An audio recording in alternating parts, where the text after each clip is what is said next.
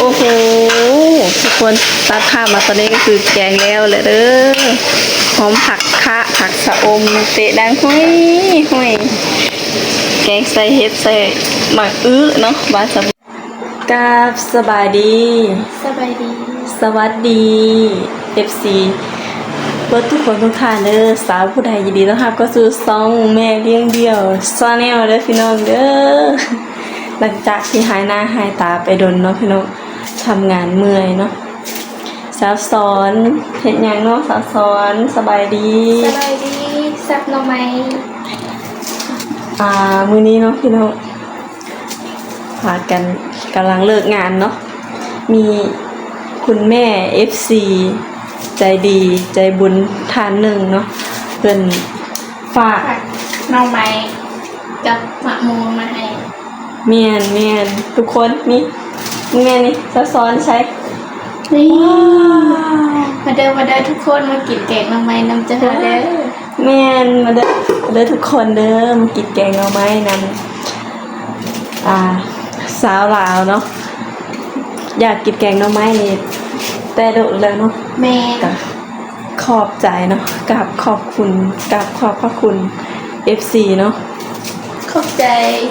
กับขอบคุณเนาะแม่ FC ใจดีฝากหน่อไม้มาให้กินจมว่าอยากกินแกงหน่อไม้เพิ่นก็ฝากหน่อไม้มาให้กินแม่นบ่เคยเห็นกันจะเคยได้ทุกคนแม่นคุณแม่ฟังไทยเนาะนี่ทุกคนโอ้ยชิได้กินแกงหน่อไม้แล้วทุกคนมาเด้อทุกคนเด้อมากินน้ำสาวลาวเนาะสองสาวลาวมาเด้อ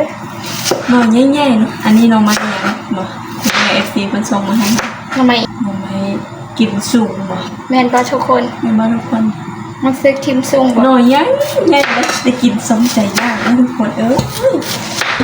มาจักมันกันเนาะเขาเรียกยังบุภาษาไทยฉับบ่ฉับหน่อไม้บ่จังได๋บ้านเฮาเอิ้นว่าจักหน่อไม้เนาะแม่นบ้านเฮาเอิ้นว่าจักหน่อไม้แต่ว่าภาษาไทยนี่ก็ยังเว้าบ่ถูกบ่คล่องแคล่วปานใดเด้อทุกคนเด้อแต่ว่าบ่คล่องแคล่วได้ว่าบ่เป็นแต่บางคำก็ทุกคนแม่นว่าบ่เป็นแล้วก็บ่ฮู้ความหมายอยู่เนาะเฮาก็ว่าผิดพลาดประการใดก็สาวผู้ไทยกับสาวสอนค่ะกราบขอโทษขอแม่นขอโทษขอให้ FC บางคำกับ FC เพิ่นก็สอนให้ฮู้เนาะหลายๆคำเพิ่นก็คอมเมนต์มาได้สาวสอนคอมเมนต์มาแนะนำเนาะก็ขอบใจขอบพระคุณเนาะขอบพระคุณเพิ่นแล้วใดเฮา2คนบ่ฮู้ก็แนะนำได้เด้อทุกคนแม่นตีส้มใดแนะนำถอยตีส้มเนาะยังเข้ามาใหม่ๆครั้งแรกในชีวิตเนาะสาวสอนแม่นสาวสอนก็เข้ามาไทยในครั้งแรกในชีวิตเลยสาวผู้ไทยก็คือกันเนาะก็แบบอยู่ทางลาวเฮาก็เคยใช้แต่ภาษาลาวเนาะแม่นก็เลยดีบ่ดีก็เป็นภาษาท้องถิ่นบ้านไผบ้านเมืองเนาะทุกคนแม่นอย่างแบบภาษาผู้ไทยเลยเนาะแม่นตอนหน่อไม้ทุกคนตอนลุงตอนใหญ่ขนาดตอนยื้อบ้านค่อยเอิ้นกับต้นยื้อคือกันที่ส่งหน่อไม้เนาะ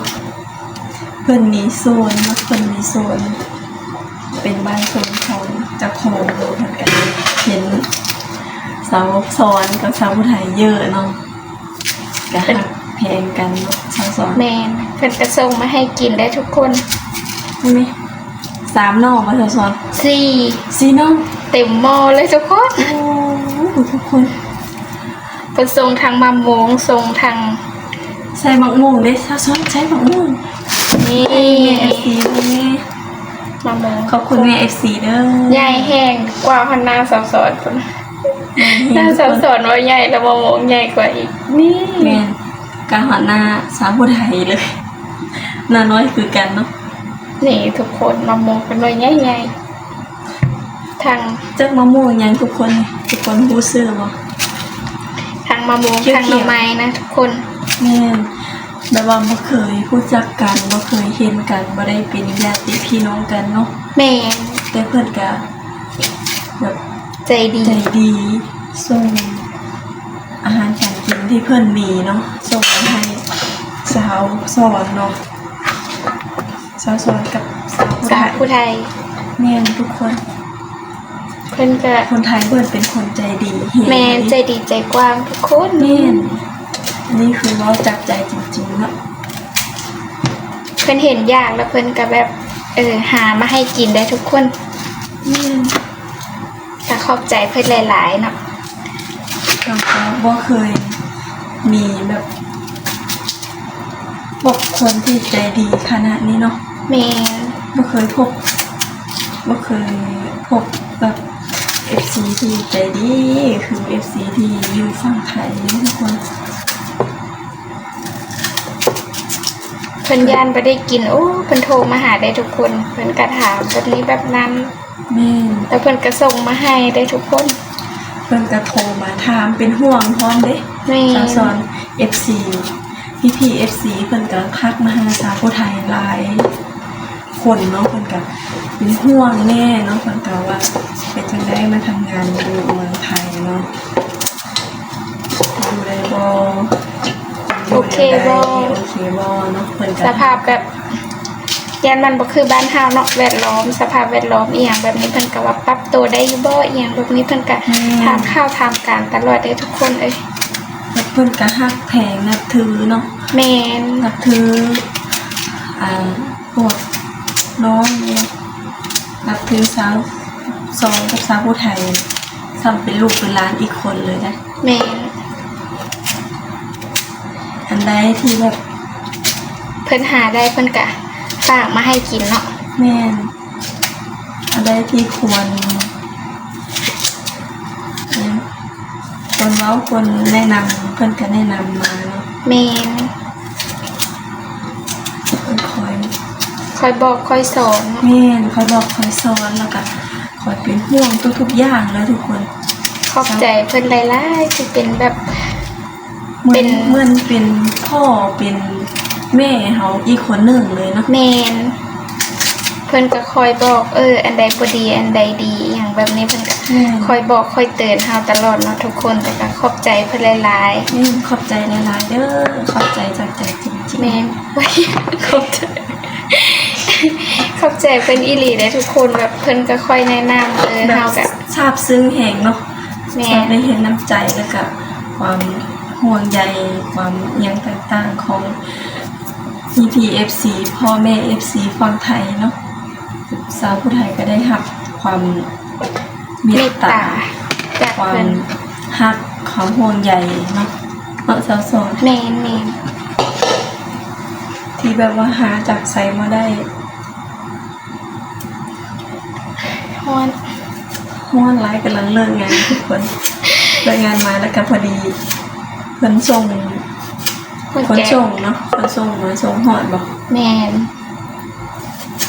แล้วก็บ่บอกเลยทุกคนว่าสิแกงกินมื้ออื่นเช้าเลยได้ไหม เสียดายบ่ได้ถ่ายตอนเป็นนอนะทุกคนเพราะว่า ลืม เพิ่นบอกแล้ว ตื่นเต้นแฮงทุกคนตื่นเต้นแฮงที่ได้กินแกงหน่อไม้อะนะ แม่นเพราะว่ายากจะโดนแล้วเด้ทุกคน เต็มหม้อแล้วทุกคนหน่อยใหญ่เลย นี่มากินนำกันเด้อ มาได้อทุกคนมากินน้ำพวกเราสองคนเด้อทุกคนเด้อ แม่นเอ้าเฮาก็สิไปต้มแล้วเนาะมื้อนี้จ้ะสำหรับคลิปนี้กะสาวผู้ไทยกับสาวสวนกะกราบขอบคุณเนาะ ขอบใจแม่ FC หลายๆ เด้อที่ฝากหน่อไม้มาให้เฮาฝากหน่อไม้ฝากมะม่วงมาให้พวกเราสองคนเนาะ แล้วก็ขอบใจพี่น้อง FC ที่เข้ามาเป็นกำลังใจให้สาวผู้ไทยกับสาวสวนนำเด้อสาวสวนนี่เพิ่นบ่ได้ตั้งช่อง YouTube เนาะ แม่ เป็นน้องของไอแจ๊บเด้อทุกคนก็คือสีฮู้เนาะคือสิเห็นในคลิปสาวผู้ไทยแล้วก็คลิปของไอแจ๊บเองเนาะ เพราะว่าน้องสอนกับสาวผู้ไทยเฮ็ดเวียนนำกันเนาะทุกคนก็เลยได้ออกสองสาวผู้ไทยตลอด แม่น อาจจะไม่ได้ทุกคลิปแต่ก็อาจจะเห็นบ่อยๆเนาะทุกคน แม่นก็ให้เพิ่นตั้งช่องอยู่ได้ทุกคนพยายามเว้าให้เพิ่นตั้งช่องนำอยู่ได้สร้างช่องขึ้นมาเนาะ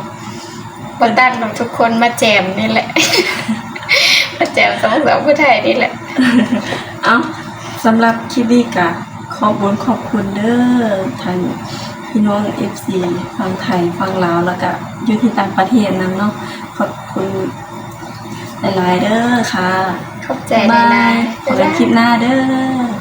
ฝากกดไลค์กดแชร์กดติดตามเป็นกำลังใจให้เมย์เลี้ยงเดียวแล้วก็สาวสอนเลยเด้อคนสู้ชีวิตเนาะขอบใจ ใจ นะ หลาย โอ้โหทุกคนตัดภาพมาตอนนี้ก็คือมาล้างแล้วก็สิไปต้มนะทุกคนได้จบคลิปไปแล้วเนาะพอดีเห็นหน่อไม้งามเลยอดใจบ่ได้อยากถ่ายให้พี่น้องได้เห็นได้อยากให้มากินน้ำกันเนาะทุกคนเนาะเอาถ้าเราทับสมตอนต้มแล้วกับตอนสิแกงทุกคนว่าสิน่ากินแล้วก็สิกินให้แบบจุ๊บใจไปเลยเนาะสาวสอน ๆแม่น อ้าวถ้าทับสมตอนสิแกงตอนกินเนาะพี่น้องเนาะโอ้ยขาวจั่วอ่อนๆเลยโอ้โหทุกคนตัดภาพมาตอนนี้ก็คือแกงแล้วเลยเด้อหอมผักคะผักสะอมเตะดังห้อยแกงใส่เห็ดใส่หมักเนาะบ้านสมุนไพรแต่พี่น้องฟังไทยคนจีว่าหมากอหย่างผักทองบ่เนี่ยโอ้ใส่ผักค่ะมาเด้อทุกคน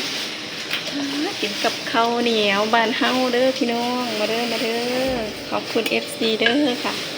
ไปเด้อไปกินน้ำกันเด้อทุกคนโอ้ยเตะดังห้อย